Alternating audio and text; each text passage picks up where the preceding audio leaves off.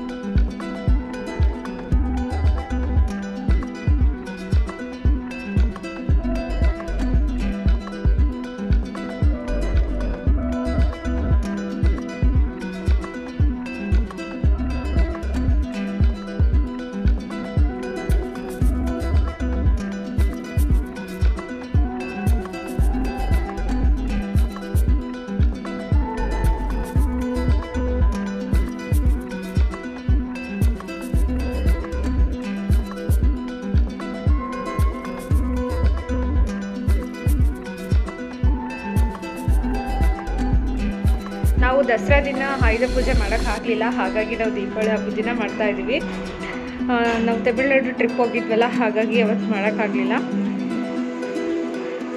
Trips ವ್ಲಾಗ್ಸ್ನ ಯಾರೆಲ್ಲ ನೋಡಿಲ್ವೋ ಅದನ್ನು ನೋಡಿ, ನಾನು ಮೇಲ್ಗಡೆ ಹೈಕಾರ್ಡೆಲ್ಲ ಹಾಕಿರ್ತೀನಿ.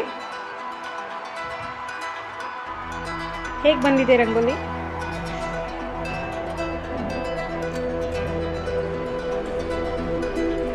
ಹ್ಯಾಪಿ ದೀಪಾವಳಿ.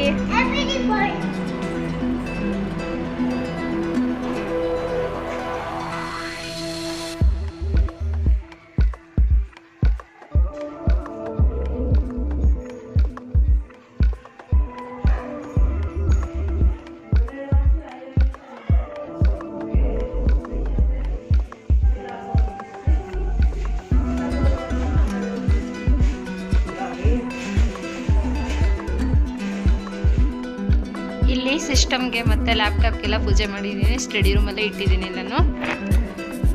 ಈ ಕಡೆ ಅವೆನ್ನು, ಫ್ರಿಜ್ಜು, ಇಲ್ಲಿ ಫ್ರಿಜ್ಜು ಮತ್ತು ಮಿಕ್ಸಿ, ಅವನ್ ಎಲ್ಲದಕ್ಕೂ ಪೂಜೆ ಮಾಡಿದ್ದೀವಿ ನೋಡಿ. ಈ ಕಡೆ ಮಾಡಿದ್ದೀನಿ ಪೂಜೆ, ಮತ್ತು ಮೇನ್ ಇರೋದು ಅಡುಗೆ ಮಾಡೋ ಸ್ಟವ್ ಮತ್ತು ಚಿಮಣಿ, ಇದಕ್ಕೆಲ್ಲನೂ ಪೂಜೆ ಮಾಡಿದ್ದೀನಿ. ಹಾಗಾಗಿ ಸ್ವಲ್ಪ ಹರಿಬರಿ ಆಯಿತು. ನಾವು ಇವತ್ತು ಪೂಜೆ ಮಾಡೋದ್ರಿಂದ ಮತ್ತು ಇನ್ನೂ ಅಡುಗೆ ಸ್ಟಾರ್ಟ್ ಮಾಡಬೇಕು. ಸಂಜೆ ಹಿರಿಯರ ಹಬ್ಬ ಮಾತ್ರ ಮಾಡ್ತಾ ಇದ್ದೀವಲ್ಲ, ಹಾಗಾಗಿ ಇವಾಗಿಂದ ಅಡುಗೆ ಮಾಡಿ ರೆಡಿ ಮಾಡ್ಕೋಬೇಕು. ಬೇಗ ಬೇಗ ಅಡುಗೆ ಕೆಲಸ ಎಲ್ಲ ಮುಗಿಸ್ತೀನಿ. ನಾವು ಈ ಕಡೆ ಕರಿಗಡುಬು ಮಾಡ್ತಾಯಿದ್ದೀವಿ. ತಿಪ್ಪೇಶ್ ಅವರು ಆಫೀಸ್ ಕೆಲಸ ಮಾಡ್ಕೊಳ್ತಾ ಇದ್ದಾರೆ. ನಾವು ಯಾವ ರೀತಿ ಕರಿಗಡುಬು ಮಾಡ್ತೀವಿ ಅಂತ ನಾನು ರೆಸಿಪಿ ತೋರ್ಸೋಕ್ಕೆ ಟೈಮ್ ಆಗಲಿಲ್ಲ. ನಾವು ಈ ಚಿಕ್ಕದಾಗಿ ಈ ಥರ ಎಲೆನ ಲಟ್ಟಿಸ್ಕೊಬಿಟ್ಟು ಹೂರಣ ಮಧ್ಯದಲ್ಲಿಟ್ಟು ಮಾಡ್ತೀವಿ. ಮತ್ತು ಒಬ್ಬಟ್ಟು ಮಾಡ್ತೀವಿ, ಆದರೆ ಒಬ್ಬಟ್ಟು ಕಡಿಮೆ ನಾವು ಹಬ್ಬಕ್ಕೆಲ್ಲ ಮಾಡೋದು. ಕರಿಗಡುಬು ಹೆಚ್ಚಾಗಿ ಮಾಡ್ತೀವಿ. ಇನ್ನು 5 ಗಂಟೆ ಅಷ್ಟೊತ್ತಿಗೆ ಎಲ್ಲ ಅಡುಗೆ ಕೆಲಸ ಮುಗಿಸ್ಬಿಟ್ರೆ ಪೂಜೆಗೆ ರೆಡಿ ಮಾಡ್ಕೋಬೇಕು. ಮತ್ತು ನಾನು ಫ್ಲವರ್ ರಂಗೋಲಿ ಹಾಕೋಣ ಅಂತ ಅಂದ್ಕೊಂಡಿದ್ದೀನಿ. ನೋಡೋಣ ಹೇಗಾಗುತ್ತೆ ಅಂತ. ಮಕ್ಳಿಗೆ ಬೇರೆ ಇನ್ನೂ ರೆಡಿ ಮಾಡಿಲ್ಲ ನಾನು, ಆಮೇಲೆ ರೆಡಿ ಮಾಡೋಣ ಅಂತ ಅಂದ್ಕೊಂಡಿದ್ದೀನಿ.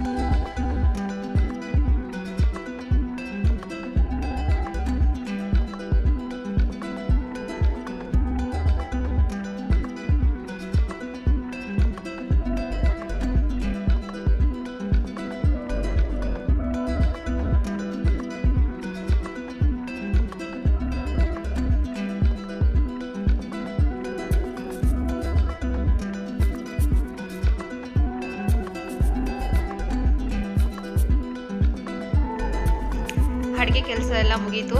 ಆಗಲೇ ಟೈಮ್ ಬಂದುಬಿಟ್ಟು 5:30 ಆಯಿತು. ಈಗ ಬೇಗ ಬೇಗ ಡೆಕೋರೇಷನ್ ಎಲ್ಲ ಮಾಡಿಬಿಟ್ಟು ಬಾಗಿಲಿಗೆಲ್ಲ ಹೂವು ಹಾಕ್ತಾ ಇದ್ದಾರೆ ತಿಪ್ಪೇಶ್ ಅವರು ಆಲ್ರೆಡಿ. ನಾನು ಇದನ್ನು ಫ್ಲವರ್ ರಂಗೋಲಿ ಹಾಕಿಬಿಟ್ಟು ಮಕ್ಕಳನ್ನ ರೆಡಿ ಮಾಡ್ತೀನಿ. ಪೂಜೆ ಮಾಡಿ ಆಮೇಲೆ ನಾವು ಪಟಾಕಿ ಉರಿಸೋದು. ಏನೆಲ್ಲ ರೆಸಿಪಿ ಮಾಡಿದ್ದೆ ಅನ್ನೋದನ್ನು ಲಾಸ್ಟಲ್ಲಿ ತೋರಿಸ್ತೀನಿ ನಾನು. ಈ ವಿಡಿಯೋನ ಸ್ಕಿಪ್ ಮಾಡಿದೆ ನೋಡಿ. ಹೇಗಿದೆ ದೀಪಾವಳಿ ರಂಗೋಲಿ ಕಮೆಂಟ್ ಬಾಕ್ಸಲ್ಲಿ ತಿಳಿಸಿ. ನಮ್ಮ ಋತ್ವಿ ರೆಡಿ, ನಾನು ರೆಡಿ ಆಗಿಬಿಟ್ಟೆ. ನಾನು ಋತ್ವಿ ಎಲ್ಲರೂ ಸಹ ರೆಡಿ ಆದ್ವಿ. ಈಗ ಎಣ್ಣೆ ಎಲ್ಲ ಹಾಕಿಬಿಟ್ಟು ದೀಪಕ್ಕೆ ದೀಪ ಹಚ್ಚಬೇಕು. ದೀಪ ಹಚ್ಚಿದ ಮೇಲೆ ಇನ್ನೂ ಬ್ಯೂಟಿಫುಲ್ ಆಗಿ ಕಾಣಿಸುತ್ತೆ.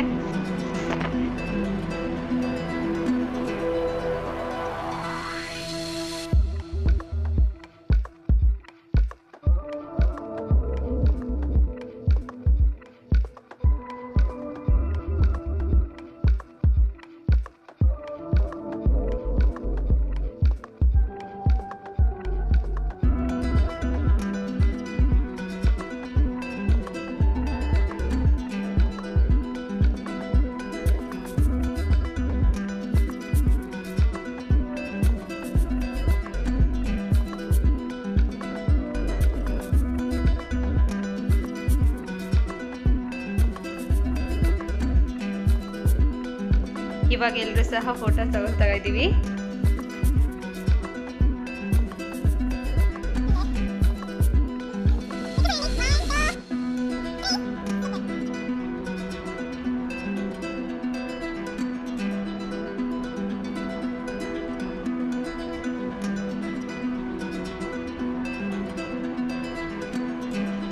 ಇಲ್ಲಿ ಹಿರಿಯರ ಪೂಜೆ ಮಾಡಿದ್ವಿ ನಾವು.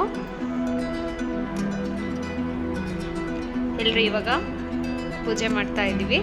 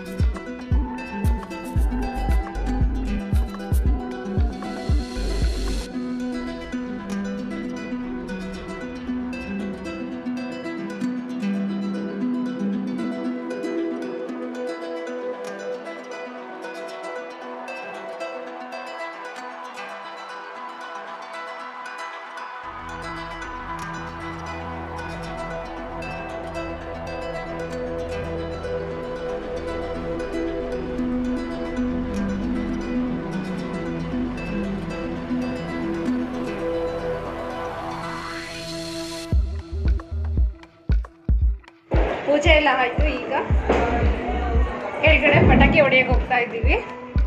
ಎಲ್ಲರೂ ಆಲ್ರೆಡಿ ಹೋಗಿದ್ದಾರೆ, ನಾನೇ ಹೋಗ್ತಾ ಇದ್ದೀನಿ. ಬನ್ನಿ ಹೋಗೋಣ.